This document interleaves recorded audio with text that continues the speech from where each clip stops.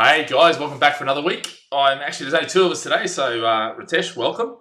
And Hey. so we thought we'd talk about the year that was, and I guess the year that we're expecting tomorrow, and sort of what's in store for us. And I guess obviously there's lots of stuff happening, lots of stats coming out and things.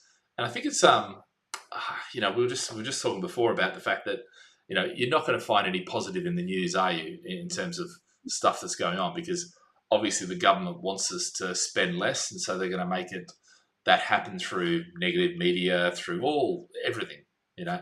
So it's interesting because I'm in Australia right now, back in the UK in January, but you're obviously getting the news over there. Is it really that negative? Because it seems to be there is lots of negative, and UK seems to be the worst faring of all the countries in the world, and Yeah. yet I've seen that happen continuously for 20 years, really. It seems to be the UK is always the worst hit, the worst this, the worst that. I don't know whether that's actually correct, but yeah. What's your thoughts on that?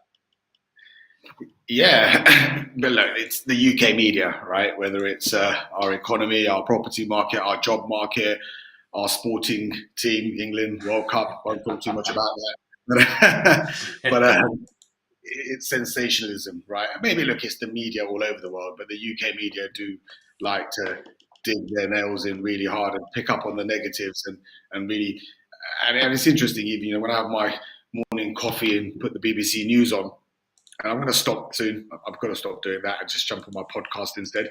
But it's always, Yeah, doom and gloom, even to the degree when there's something positive out, as in where we had some growth, which was yep, unexpected. yep, Look, I'm not saying that growth, I'm jumping onto that growth figure and saying, yeah, look, everything's rosy now and we're jumping onto the other end and everything's going to start going up. I'm not. But it was some positive news. But yet, somehow the media, the BBC managed to sort of very quickly put that fire, that little bit of optimism out yeah, by saying, well, we're still going to be in a deep recession. It could be the longest one ever and all the usual stuff. And, for me, it's like, when you listen to people from Bank of England or, Jeremy Hunt, right now they are so focused, and I'm not saying wrongly, but they are so focused on that inflation figure coming down. Because they're tasked, yeah, Bank of England are tasked with that inflation target. You know, yeah, and it's just simply like if you're working for a business, if your role is X and that's your task, that's your KPI, that's what you're measured on, that's what your bonus is coming on, everything is about that, then of yeah, course you are going to be focused on that part of the business and up to a certain degree not care about how what you're saying and what you're doing is sometimes affecting that section of the business, yeah. because they might not quite be always aligned. So not I'm not surprised, but it's just a case of being aware of it and understanding the detail behind and what is actually happening versus Yeah. just those negative headlines. I think it's interesting because obviously, you've got strikes, and there's Yeah, strikes happening today, tomorrow, and 2 days next week, which is always the case when this happens, when inflation hits and recession. Everybody wants more money because obviously their cost of living is going up, et cetera, et cetera. But it is an interesting thing because I was watching a thing today where the I forget who it was. I think it might have been Jeremy Hunt saying, no, we have to stay focused on inflation. It was almost like forget everyone else, forget the people, forget everything. Let's just go back to straight up, get inflation in check and it'll all be all right. Well, it won't be all right. All these people who aren't surviving and actually aren't paying their bills and aren't heating their home and all that sort of stuff aren't going to be right. And I think that's where I think economists, and look, I've studied economy at economics at university and at school and all that sort of stuff, and I think it is very easy just to go, okay, if we get inflation down, then we get this, but you forget about the human aspect. And I think anytime you don't bring the human aspect into something, you are going to miss something, and you are there is a cost to that, whether that be a political cost, whether that be an economic cost, whether that be a financial cost, that's yet to be seen. So I mean, there's some pretty serious strikes there, and it looks like there's no budging. So it sounds like we might be in for a winter of discontent. Um, yeah, yeah, I mean, one of my other mates is actually holidaying over there. He lives in Singapore normally, which is 31 degrees normally during the day. It's -6 where he was. He was showing me the temperature, and so he's like, "I'm glad I'm leaving tomorrow." But I tell you, it's going to be interesting. We've had our maintenance team. We normally get about 40 to 50 calls or jobs per week. We've been having 70 to 80 calls per week already, you know, which is a big, big jump. Now, normally that would happen in January, but it seems to be brought forward. And obviously it's a particularly cold spell. I guess that's going to that's going to weigh in on the economy. And I guess flipping over to one of the other conversations we'll talk about is the GDP. We've just had a quarter of negative economic growth, 0.2. We get another one, we're in a recession, even though who knows, our politicians might do what the UK or the US guys have done and said, oh no, that no longer means a recession. Well, it is a recession. I think we're in recession. I think, things are slowing down. Maybe we might sneak out with some positive growth. Who knows? But I doubt it. But yeah, I guess are you finding most people are talking about this when you're on the phone to clients and that sort of stuff? Is this forefront of everybody's mind right now? In terms of recession, cost of living crisis, all that. To be fair, our clients know they have not been so much sort of involved in that conversation about the cost of living. Of course, it comes up and everyone's aware of it. Everyone's going to feel it up to a certain degree. How much depends on each individual and their situation. Yeah. What we talk about more, and when we're talking about investing in property and their thoughts, whether it's someone who's new and thinking about jumping on, or whether it's someone who's already got a portfolio and is thinking, where do I go from here in terms of expanding? Do I buy? Do I hold? Do I sell? The key number that we talk about a lot is where interest rates going. Yeah. Because they have a sort of twofold effect. One effect on your existing portfolio or property, based on where your mortgages are at and when they're up for renewals and what that's going to mean from a cash flow perspective. How much more money you're going to have to chuck into that, if any. But let's be honest, most people, we've all been spoiled with super low interest rates for a super long period of time. So we have to sort of manage that. But it's a case of this. For me, this is where investors who have set about having a strategy and financially planning things for the long game will be okay, because they would have mapped out interest rate increases at some point and factored that into the cash flow, versus people who are just buying on the short-term whim of low interest rates. So the cash flows are really good. Let's buy it. That's where it's going to stay. If they haven't factored in those rate rises, they might be. Well, I'm not going to say in for a surprise, because it's not a surprise anymore. Everyone knows about it, but they might suffer a little bit. And it's interesting because this, out of all the recessions and downturns and shocks in the marketplaces that I've been involved in 30 years, this is the most predicted, most telegraphed. It's almost like we talk about talking ourselves into a recession. Well, we've definitely been talking ourselves into a recession because everybody's known about this recession. It would be very hard to sit there and go, no, there's not a recession. It might not happen. Actually, the markets have dropped off in terms of the equity markets, the commodity markets, all these sort of things. Tech bubble has burst. Pretty much every aspect has happened. But it's a bit surreal because normally you have this one thing, like maybe COVID or maybe the global financial crisis with Lehman Brothers. But this time we haven't really had that one, bubble burst. And I wonder whether the bubble is still to burst or whether this time it's more of a slow unwinding, in which case, if that's normally you have the bubble burst and then you got 2 years from there where you sort of turn it back around. I wonder whether this is a slow burner where we're shedding off this, shedding off that, and it may be a 2 year that starts, or it may be a 4 year or whatever, which obviously, Great Depression was 4 years downturn. And I'm not saying that this is going to be the same thing, but there are a lot of people saying that is the case. But there's also a lot of people saying it's the opposite. And that's why they're saying they shouldn't be raising interest rates, because it's going to kill off all demand and head us into deflation, and I'll be honest with you, it's beyond my economic capability to know what the hell is going to happen. I think we're definitely going to see a downturn, but whether it's going to be a long-term, massive downturn over a long period of time or not, that remains to be seen. Who knows? I don't know. I guess it's hard, and it must be hard for you guys because you and your team are on the phone all day, every day, talking to clients. So you're getting. I do videos and I talk about this sort of stuff, but a lot of times the feedback I get is from comments in the social media. But you're getting real life people, and clients. Although it's probably isn't real life because a lot of our clients have money, they have good jobs that are relatively secure, and a lot of those guys are looking to invest now and take advantage of some of the deals that we're negotiating. So maybe we're just in this warped sense of, what is reality, that we live in, to some degree.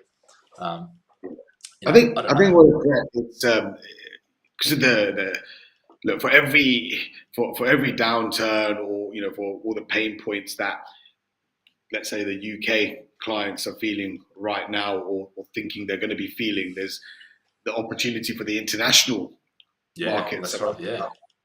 Because we effectively don't, we have a lot of UK clients, but we also have our fair share of international clients, Middle East, Africa, so the reach is obviously pretty wide. And what I found over the last month or two is a lot of them who haven't been too active in terms of investing or in conversation have sort of dropped a cheeky email since the sterling went like this.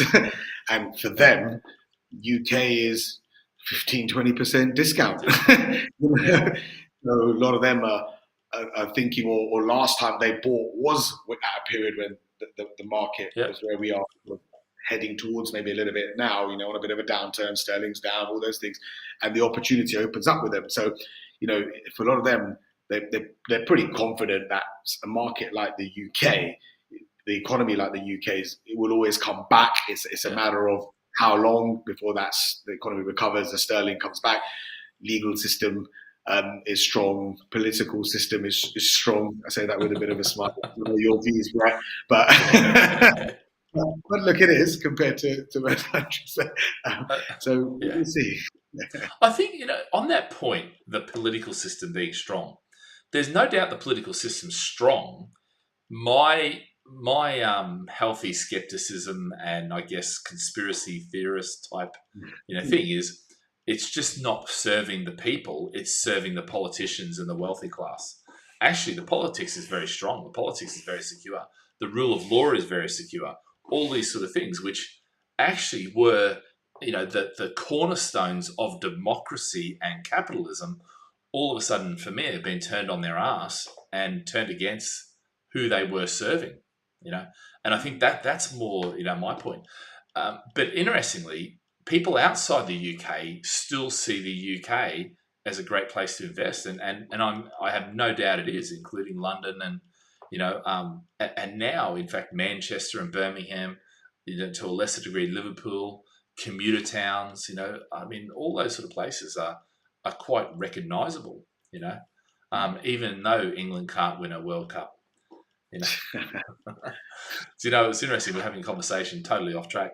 I reckon Argentina's going to win because for the last 3 World Cups, whoever played Australia and beat Australia in the rule of 16 went on to win the cup. So clearly Australia's a... I'm going to get hammered for that, but no, but I think coming back to the sort of property side and what 2023 has in store, I think, look, we're definitely going to go into a recession. I don't think in raising interest rates like we have been and not get some, kickback from that. The question whether we go into deflation, if we've raised them too much and actually now we're going to drop like a stone. I think the positive thing in what they've already said is that if they raise them too far, they can at least stimulate, the other way, which is not necessarily a good thing either. But I think, the inflation is pretty high and we're still the highest. It's come down. I mean, we just saw, where is it? So at 0.4%, so down to 10.7 now? Yeah, so 10.7, which is slowing. So at least it's not continuing to go up because it was 11.1 in October, 10.9. So it's slowly coming down. I mean, probably not as much as they would have liked and probably not as much as we would have liked. So what's the predictions for interest rate rises tomorrow. I think it is. It's 15th. It's tomorrow. So the Yeah. bank meet tomorrow. Pretty much calling it at 0.5%. Yeah. Uplift in there. Because like I said at the beginning, they will keep going until they really hammer that inflation out, out of here. Because the last thing they want is for it just to become the norm, and the last thing we all want is for it to become the norm, because it is the silent thief, as we say, inflation. Where it just eats away our real-term money, and you just run it around longer than it needs to be. So for me, obviously there's two camps, and I'm in the camp very firmly of, look, it's going to be painful. It's going to be painful for all of us. It's going to be painful for me. But I'd rather go hard at the beginning and do what has to be done to get rid of it and get it sort of up and down very quickly, versus having it lingering around and the powers to be not making big decisions early on and ones which will then fix things in the long run, because it's all about looking at that long term for me. Which, it's interesting, talking about decisions early on. I mean, realistically, most governments around the world, they totally let this one slip. They printed so much money thinking that was going to be okay. It wouldn't have the sting in the tail, but it did have the sting in the tail. And, it's hard, because you think that after so many bloody years of economics and economic theory, that they would have nailed it by now. We can do amazing things with AI, and yet we can't get something as simple as, and realistically it's not simple, the economy. Surely somebody has to come up with an AI that can run the economy for us, get rid of all the politicians, run the I'm sure that's on the cards. I'm not sure if politicians will allow it, but it is going to be interesting, because obviously inflation at least now started to come down. The question is how quickly it comes down. Obviously, we've got the heating bills, which people are going to get hit with. And I guess, we've got the normal slow time through winter, which is also good.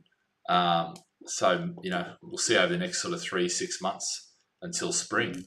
Then it's going to be interesting to see if we get the spring bounce or not, because obviously house prices started to drop, things have started slowing down, offers have started to slow down, or I've heard in some places that offers are actually starting to come back on the table.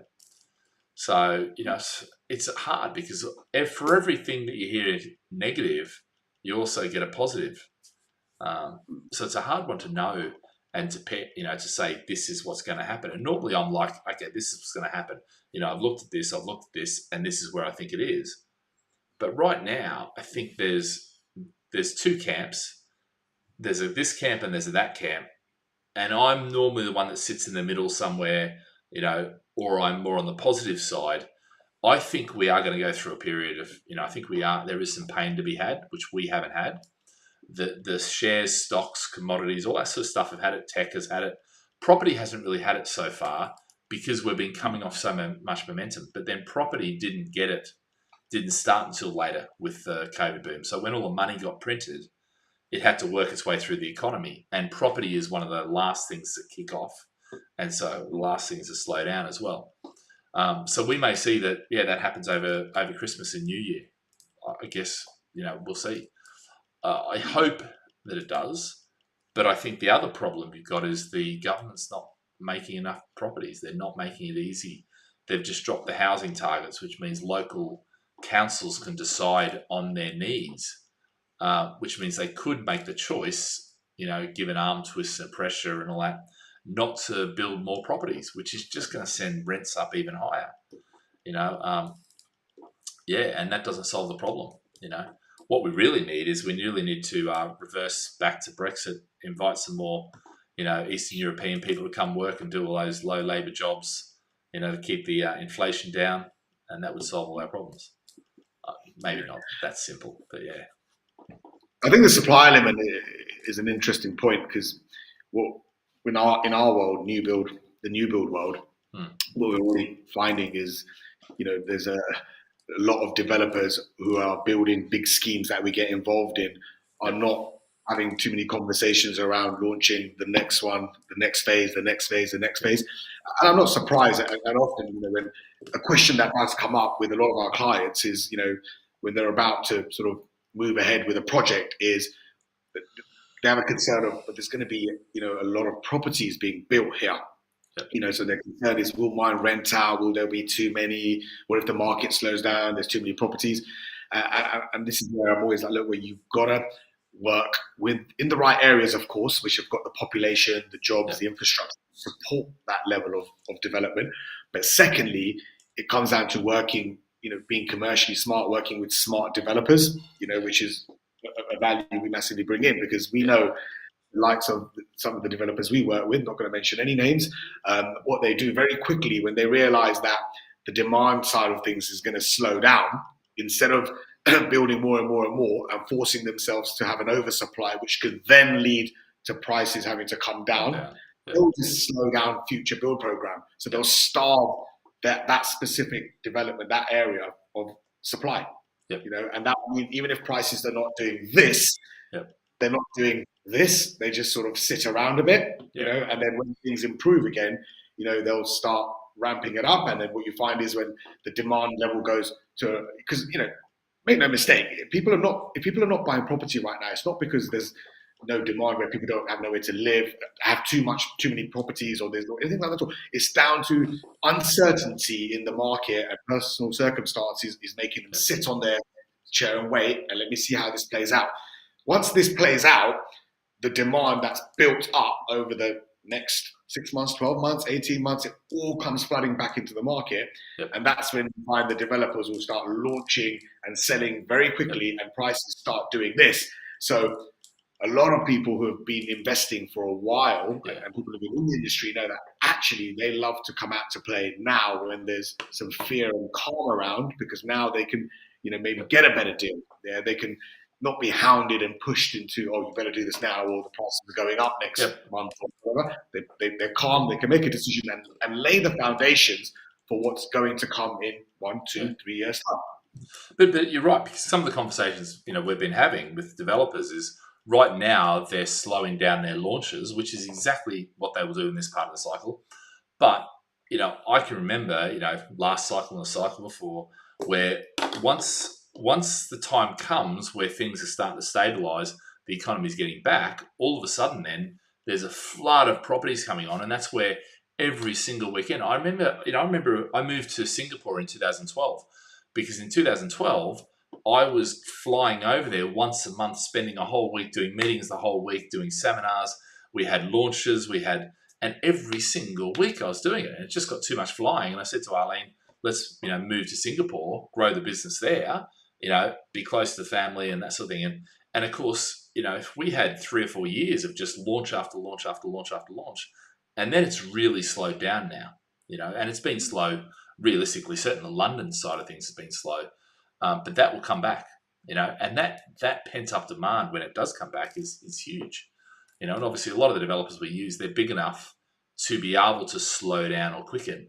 I think that this is where you've got to be careful, because some of the developers, they're desperate to sell their 20 units, and they might be 10 units in, and all of a sudden now sales are slowing down and they're struggling, and that's when now you're seeing some discounts come out. But some of those discounts, you're like, hold on a sec, but we might be buying into a site that might fall over, So you've got to be careful, and that's why we've spent a lot of time picking and choosing who we work with, so that we don't get those issues, so that they are around at the other end of the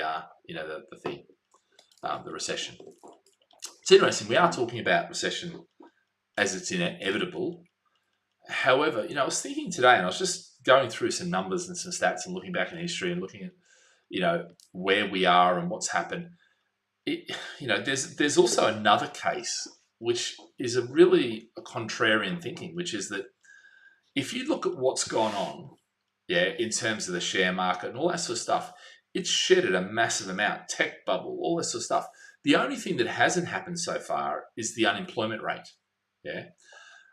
So assuming that, and so the premise is this, is that maybe we've shed off what we needed to shed, and now we may be at the bottom of the market, ready to head out of that. Now, obviously, with interest rates and inflation still going, that'll take some time. So I'm not saying that we're just going to, grow 10% next year or anything like that. But maybe what that means is that a lot of what normally happens in a compressed fashion, normally recession is 2 years, 1 year heading down, 6 months to 1 year heading down, and then the rest of the time coming out. But because a lot of the stuff that happens in that first 6 months, 12 months has happened over the last 18 months, maybe we're in for a different thing, which is more of a, you normally have a U shape or a V shape or a W.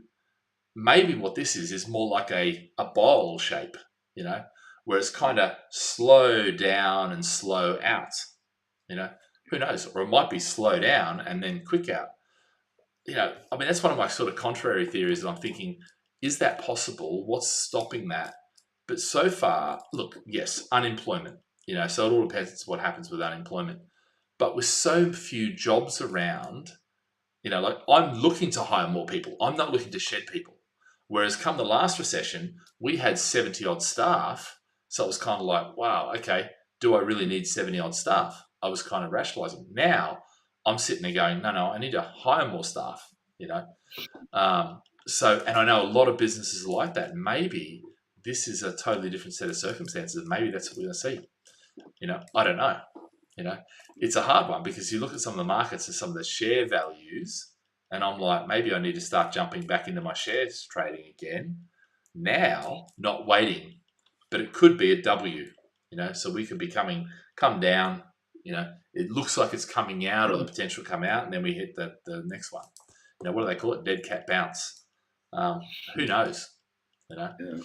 But yeah, so I suppose the other side I was going to look at is, which is totally separate to all this sort of stuff, kind of, which is AI. It's amazing what AI has done. I've been playing with it over the last couple of weeks and days and that sort of stuff. And so today I wrote my first, well, I didn't write it, but Virtual Brett wrote it. And, so what I did is I put into this, I'm using, I forgot what it's called now. It's not the normal one, the chat GPT that everyone's using. It's the other one that I've got, which is very similar, but it has a more up-to-date thing, so I can do news effectively. But so I thought I'd just put in, and I put in what are the top 10, biggest news stories in the UK property and UK economy today. And it pumped out these 10 things, which interestingly are pretty topical right now, And then I said, take these 10 things and write 3,000 word article about it. So we've got like a whole article there, on the website. You can check it out. You'll see it does say Virtual Brett. So don't think that it's me writing this, but actually it's a pretty bloody good go at it. Economists are predicting housing market boom and crash in the UK. Property market downturn for potential prices fall 30%. These are predictions that are out there. Increased mortgage concerns, that's happening anyway because obviously interest rates are going off. House price correction unfolding faster than anticipated. Yeah, things have slowed down, certainly asking prices and things like that. But although house price correction, the amount is not huge, but it is happening already. Yeah, rising interest rates, but to be fair, it would have happened anyway because we're going into winter. Rising interest rates and soaring inflation weighing on global housing market. Yep, correct. Large fall in home new buyer inquiries in October. Yeah, rising unemployment risks adding. So this is the thing: rising unemployment risks adding to the pressure on the UK. So it's the risks right now. It's not the reality. Actually, a lot of businesses are still looking for people because they're looking for people. Maybe that is going to be our saving grace because there's so few people to fill so many jobs. So just keep that in mind because that's something that I'm actually going to do a bit more research into it, and that may come into where I get my predictions before the end of the year about things may be better than they seem, based on that one thing, the unemployment rate. UK economy contracting third quarter. Yep, so it's contracted 0.2. So it's not a huge contraction, but it's a contraction nonetheless. Danger in housing markets if unemployment rises sharply. That's pretty stating the obvious. Limited risk of shock reverberating through wider financial market. The reason they say that is because basically banks and financial institutions have been called to account. They've been putting, responsible lending, all this sort of stuff, which has happened since the GFC, the global financial crisis, which are already in place. Yeah. So they're likely to be a lot more robust. Yeah. But it's pretty interesting. It's an interesting article to read because it actually, for the first time, I've used a lot of these things in the past, and a lot of them just don't write very well, don't make very much sense. Actually, this one is doing pretty well, and I'm pretty impressed with it. So yeah, we're starting now to integrate a lot more AI into the stuff we do. Certainly in the researching side of things and getting that, and then I'll take that, reword it myself. I've been doing that for quite some time. But yeah, it's interesting. Any thoughts for you, Ritesh? In terms of the AI, AI, yeah. that scares me, Brett. The metaverse. All that's Well, it's funny actually because we're like I'm right up on the metaverse. I've been sort of researching for a while. Yeah, we're looking to take a Decentraland, potentially take a plot of land to put our office in the metaverse. So I've looked at that. Because I think as much as people are denying it, and as much as it's taking a kick in the guts, it is going to happen. And things, just as we used to trade face to face and go into a shop, we then went to the internet. The next is the metaverse, and potentially the metaverse will be a pair of 3D glasses, that are attached to our phone, that are projecting onto our eyes, eyelids, whatever, who knows, probably even a neural link in the back of our head. It will happen because there's so much technology and so many smart people that are building it out. But the interesting thing with property is, and I was chatting about this the other day with one of my mentors. He, he's a mortgage broker, runs a non-bank lender in Australia, which I helped set up many years ago now.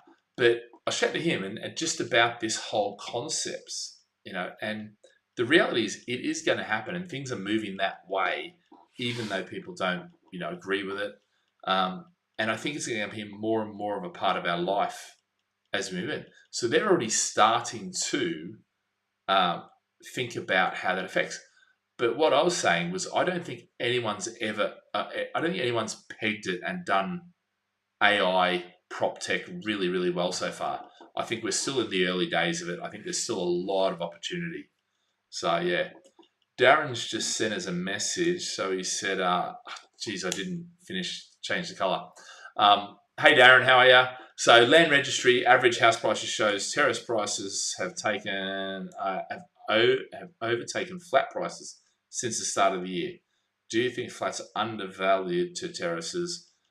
Are they? Are you talking about a specific area? I thought it was the other way around. That actually, actually, it might be new builds. New builds have, New builds, outperformed, yeah. Okay, yeah. So I'll be honest with you, I haven't actually looked at the land registry prices, terrace versus flats. I thought actually we had it on last week, I think, or the week before.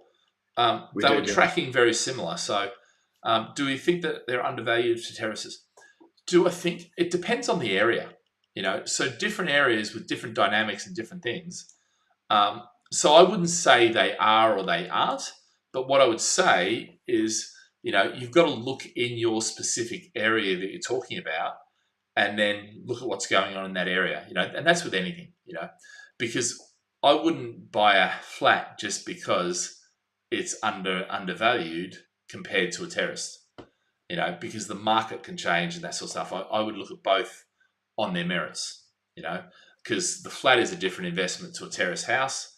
You may find the terrace house is a lot older, energy efficiency, but you may find that actually it's been updated and it's fine, and you're buying a secondhand flat that's got a crappy block manager who just abuses everything, So yeah, it really depends. That it's very hard to say, which is better, apple or orange.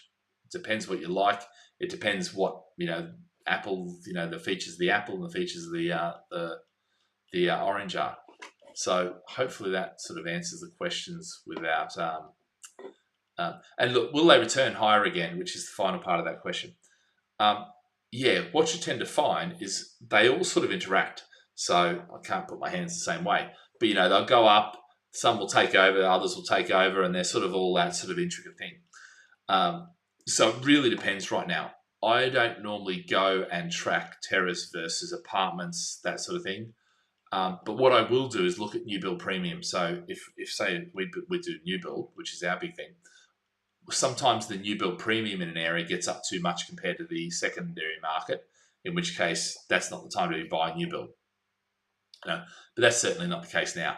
Now we're starting to get some good negotiation with developers, and even the developers who aren't negotiating yet are starting to talk about it, and you can just see they're lining up just in case. Cool. All right, what else we got to talk about then? We've talked about the recession. We're not quite there yet. We've talked about inflation. Go on, Brent. Property prices next year. Give us a percentage. I'm actually going to do an article about this, which I'm just sort of formulating now, but on my house price provision, which I do every year. This is the thing, and this is why I raised the unemployment thing. Because unemployment hasn't hit yet, I'm almost something. Cheers, Darren. Something in me is thinking maybe we're not going to see such a drop next year, and things may actually turn out better. Yeah. And when I say better, I don't mean 10% growth, but I don't mean 20% drop or anything like that. What I'm thinking is, could we end up with a 5% increase or a steady state for next year, which according to most people is totally unreasonable. It should be dropping 10, 20, 30%, which most people are saying. So that's my concern, is because the job market is so robust right now, and because the unemployment is so low, that could either stretch out the recession, and so rather than being a quick shed, it's a slow shed, but and rather than being a deep recession quickly, it's a shallow recession or a shallow downturn over a longer period of time. That's what I don't know right now. So what do I think? Look, my gut feel right now would say -5, -10 if we hit recession. But then I'm also, when I weigh up this unemployment thing, I'm kind of like, you know what? Maybe, we can turn that round. I don't know. I'll be honest. Normally I'm like, this is what I think will happen. Right now, this is what I think will happen. But I'm sort of going, but there's this bit of uncertainty in it, and it's uncertainty to the upside, not to the downside. Yeah. Which a lot of times, this could happen and therefore change all that downside. I'm not one of these guys that says we're going to have 30% drop in house prices or 50% drop, or the share market's got another 50% to drop. Not yet. What about you? I think it's going to be very area specific. If you're from a blanket perspective, if you just said, let's just take the whole country into the equation. Yeah. I think we could be, as a country, I think you'd be 0 to 5% downturn is where I think it's going to sit next year. And a big part of that is because there is still a lack of supply in the marketplace versus demand. There is a lot of people aren't leveraged nowhere near to what they were during the global financial crisis. Yeah. And also there's been talk from Jeremy Hunt to encouraging banks to be more flexible and to extend people's mortgage terms, to allow them to go offer products which take them onto an interest only, to be able to manage their monthly mortgage payments. So that should keep things like repossessions and all that sort of stuff down. So I think there's supply demand with the government hopefully following through with the talk of telling banks to be more flexible. If there's a general appetite for people not to take repossessions and do everything they can to keep people in their homes, affordable plans to ride out the next couple of years or whatever that looks like, then I think, but I think some areas, and this might sound outrageous to some people, but I think certain areas will actually be up circa 5%. And I say this not from just a total gut feeling, from certain conversations with developers in certain areas and emails I'm getting about price points moving and all this sort of stuff. And there's a sort of I can see it's in very specific areas where, they'll hold up pretty well. So 0 to 5 in terms of the downside, my more downside approach, but don't be surprised if certain specific areas even go up to 5%. Yeah. Because that's the other thing too, is London prices haven't really done a lot. They've been sort of sticking to where they are, not really doing much. But they could come back very quickly because actually, if the lending got freed up and you got the international buyers coming in, you could actually see some, price increases. I agree. It does. I mean, I've watched the YouTube channels that talk about 40-50% drops and, the whole economic crisis. We're going to swap over to central bank digital currencies. We're going to, the US is going to no longer be the reserve currency. All these sort of YouTube channels, which are a lot of it I can't help but think they're clickbait, because I've seen some of these guys day after day get, and they're getting 100,000 views on their videos. They're getting, they're doing really well from a YouTube perspective.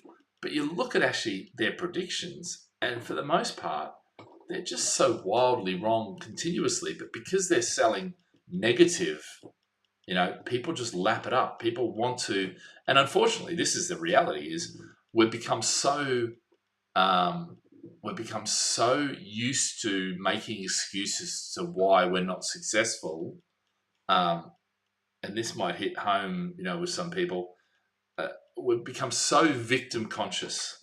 Yeah, in other words, we've become so we're victims that we look for and we crave the negative news so we can justify our situation, which isn't a good way to be. If you want to be successful, you've got to take personal responsibility. You've got to accept that you are the only person that takes responsibility for your life, and anything external, is you can't blame anything external. When you do that, that's very hard, and that's why I think these YouTube channels do very well, because they sell the negative narrative, and therefore people can justify their situation.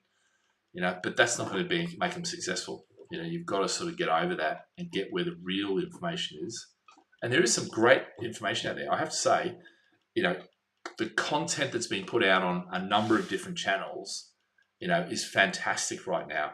You used to have to go to university to get really good quality, cutting edge information. Now, university is not where it's at. Actually, YouTube is where it's at. And I'm not going to say TikTok's where it's at. That's a whole other story. But YouTube, actually, there is a lot of content being done there that is fantastic and right on point.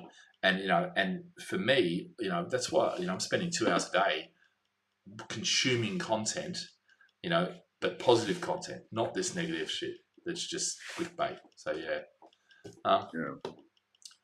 What else? I think that's pretty much it for this week. I think, for me, I'm going into 2023 with a pretty positive attitude. I mean, as much as the recession's on the horizon, I'm not, battening down the hatches. We're not just saying, let's cut all the costs back. We've been through that sort of thing. We've done a few cost-cutting rounds where we've looked at, we're spending way too much on software, paying all sorts of money. So we've got rid of some of that sort of stuff. So we've trimmed some of that fat, but we've not actually got rid of any people. There's no intention of getting rid of any people at this stage. And hopefully we don't have to get rid of any people.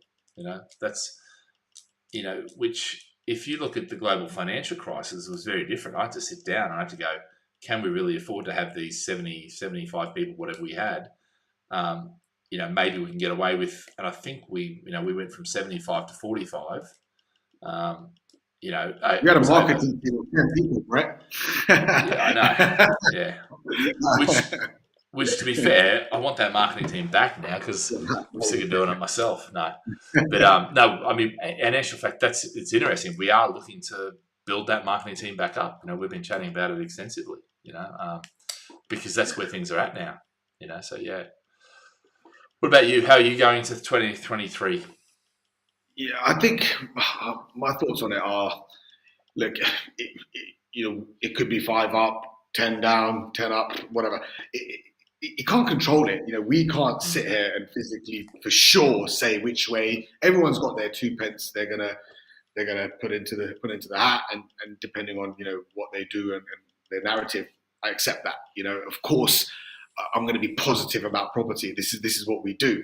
But the reality is, with property, I always say it's a long game. So if you buy property, thinking, well, I'm buying it because I think next year this will happen, that will happen. You're sort of just thinking about it the wrong way. Yeah. If you think 5, 10, 15 years, and you can say to yourself that I know that if I buy a property, regardless of what happens next year, I know that this property will be worth more, or these properties will be worth more in 5, 10, 15 years' time. Yeah. I've got the capital here to do something. I've got some money here to do something. So rather than spend it on my lifestyle and the money, because the money will just go away. There's no such thing as here's a couple of 100K, 100K. I'm not going to invest right now, but I'm going to keep it there because when the market's right in 6 months, 12 months, I'm going to invest it. That 100K will look like 50K. I promise you that. Because you need to find somewhere to spend it. Family, kids, all that sort of stuff, whatever. It will go. And if you don't find a way to spend it, then inflation will bloody take it from 75 down to 50 as well. So, exactly. So my message is just, up to a certain degree, who cares with the prices go up, down, short term? Just think long, things you can control, which is to buy and hold, and then just let the market do what it does, which we know, long term, it will go up. Yep. Yeah, no, cool. Okay. Good. All right, mate. Well, we're back on the 4th of January next. So we're not back next week, 4th of January. And, hopefully we'll be bringing in your content because we're going to we've got in our building, we've got a podcast company. And so they're going to be helping us build some podcasts or build the podcast out, get it out there and do it, update the professionalism and the organisation, all that sort of stuff. We'll see how wonderful they are. But yeah, no, good guys. All right, we'll have a fantastic Christmas from all of us at Easy Track and Gladfish. And we'll see you for a fantastic 2023. We'll see what it holds. All right, guys. See you later. Bye. See you later. Bye. Yep.